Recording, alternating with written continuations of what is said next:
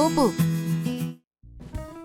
처음에는 차례대로 쭉 보시는 걸 추천합니다. 저축은행 기준 정기예금 평균 금리는 1년 만기 3.96%, 2년 만기 3.33%, 3년 만기 3.28%. 특이사항은 가입기간을 길게 선택해도 금리가 높아지지 않습니다. 이상하죠? 한미 기준금리 흐름을 보면 이유를 알 수 있어요. 현재 미국은 5.5%로 고금리, 우리나라는 3.5%. 미국을 따라 금리를 확실히 올린 것도 아니고 애매한 상태입니다. 더 중요한 미국 기준금리 관련 자료를 보면 점도표라고 하는데요. 미국 기준금리를 결정하는 위원들의 생각을 보여주는 자료입니다. 점도표를 보고 알 수 있는 위원들의 생각은 경제 흐름이 지금처럼 유지된다면 2024년 말 4.6%, 25년 말 3.6% 수준, 장기 균형 금리는 2.5% 수준이 적절하다로 볼 수 있습니다. 그리고 해석을 더하면 추가 금리 인상 가능성은 거의 없다. 2024년 올해 금리 인하가 예상되지만 정확한 시점은 알 수 없다. 일부 위원들은 고금리가 더 오랫동안 유지되어야 한다고 하지만 쟁점이 금리 인상이 아니라 금리 인하 시점으로 바뀌었다는 느낌을 받을 수 있습니다.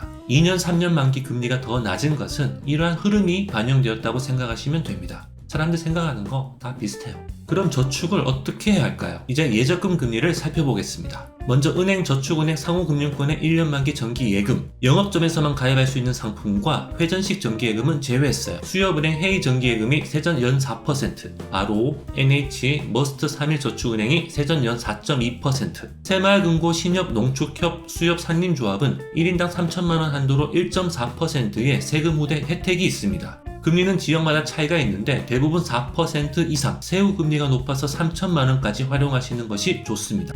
우대금리는 이번에도 생략했습니다. 복잡한 내용을 설명할 만한 상품을 찾지 못했어요. 우대금리는 간단한 기본적인 것만 챙기시면 됩니다. 다음은 신탁형 ISA 정기예금. ISA 계좌는 이자 200만원까지 비과세, 200만원 초과 수익은 9.9%로 분리과세. 그래서 세후금리가 나쁘지 않은데요. ISA 계좌는 중개형 ISA로 만들어서 ETF 투자에 활용하는 것이 낫다고 생각합니다. 저축만 하실 거면 참고하세요. 다음은 국내 채권형 ETF. 정기예금보다 수익률이 높죠. 채권도 예금처럼 정해진 이자를 받는데 가격 변동 위험이 있다는 점이 조금 다릅니다. 잠시 후에 자세히 설명할 테니까 일단 넘어갈게요. 다음은 가격 변동 위험이 사실상 없는 국내 채권형 ETF. 고금리 입출금 통장을 대체할 수 있는 ETF입니다.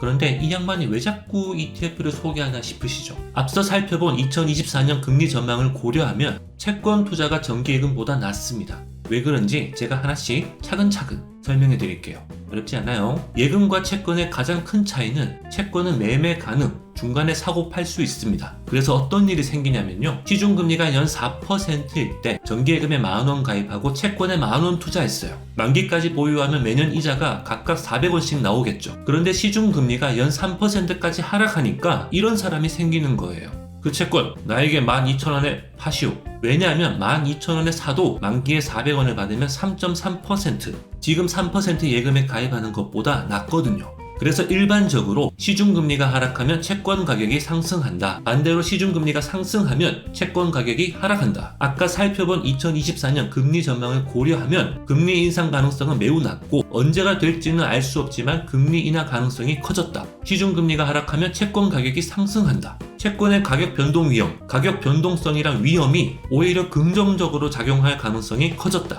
그래도 정기예금에 가입하고 싶은데 가입 기간을 길게 해도 금리가 낮다. 그래서 이런 결론을 내릴 수 있습니다. 정기예금에 가입하는 것보다 채권에 투자하는 것이 합리적이다. 그래서 제가 자꾸 채권형 ETF를 소개하고 있는 거예요. 그러면 뭘 사야 되느냐? 종목 추천은 아닙니다. 그냥 단순히 예를 들면 거래량이 너무 적으면 좀 그래요. 국고채 30년과 10년, 만기가 긴 채권에 투자할수록 가격 변화가 커집니다. 어떻게 될지 알 수 없으니까요. 그렇겠죠? 같은 국고채 30년이면 듀레이션이 길수록 가격 변화가 커집니다. 듀레이션은 그냥 그렇다고만 알고 계세요. 그래서 최근 1년 수익률은 어쩌면 당연한 결과라고 볼 수 있어요. 문제는 금리 흐름을 예상하기 힘든 거죠. 최근 1년 수익률 그래프만 보면 3개월 전만 해도 다들 수익률이 마이너스 상태였어요. 최근 1년 동안 기준금리가 이렇게 상승 추세였으니까요. 하지만 이제 흐름이 바뀌었으니까 정기예금 가입보다 채권형 ETF 투자를 추천하는 겁니다. 물론 1년 만기 정기예금을 계속 반복하시는 것도 괜찮아요. 혹시 ETF 투자를 한 번도 안 해보신 꼬부님이 계시면 일단 증권사에서 중개형 ISA 계좌를 만들어서 투자하세요. 그래야 투자 수익에 대한 세금이 줄어듭니다. 그리고 비대면으로 만드셔야 수수료도 적게 나옵니다. 다음은 직장 공제외 저축.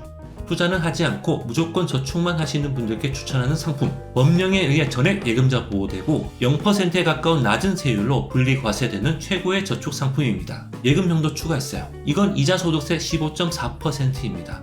다음은 저축보험. 사업비 때문에 제가 추천하지 않는 상품. 정확하게 비교할 필요가 있으면 사업비까지 모두 계산해서 모조리 파헤쳐 드리겠습니다. 다음은 외화정기예금. 그냥 미국 달러와 금리가 더 높아서 정리했어요. 환율이 내려가면 이자보다 원금 손해가 더 커질 수 있으니 주의하세요. 이번에도 적금은 거의 못 다뤘는데요. 다음에는 적금과 선납위원 활용을 중심으로 만들어 보겠습니다. 그런데 또 다른 중요한 이슈가 있으면 바뀔 수도 있어요. 이상 거북이였습니다.